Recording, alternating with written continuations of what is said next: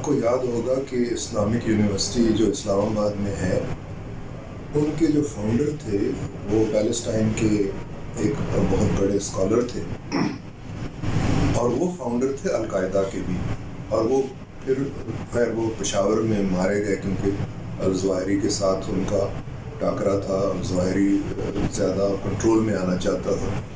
ایک تو یہ ہے کہ ہم کافی متاثر تھے القاعدہ سے، ہمارے تعلقات القاعدہ سے کافی زیادہ تھے، عرب ملکوں سے لڑنے والے آئے، لیکن اتنی تعداد میں نہیں آئے جتنے سیریا میں گئے ہیں۔ سیریا میں تو تقریباً سارے ہی جو لڑنے کے لیے اسلامک اسٹیٹ کے ساتھ گئے تو وہ عرب ممالک سے آئے۔ ہمارے ہاں ایسا نہیں ہوا، بہت کم آئے، لیکن ہم نے ٹرین جن کو کیا وہ افغان تھے اور پاکستانی پختون تھے، اور ان کو ٹرین کرنے والے ہمارے بہت ہی جانے پہچانے کرنل امام، جنہوں نے افغانستان میں رہ کے ٹریننگ دی اور لوگوں کو اس قابل کیا کہ وہ سوویت یونین کے خلاف لڑ سکیں۔ تو ایک تو یہ ہے کہ ہم سمجھتے ہیں کہ اگر القاعدہ کو ٹرین کیا تو اس کا مطلب ہے صرف عربی لوگ تھے وہاں پر، ایسا نہیں۔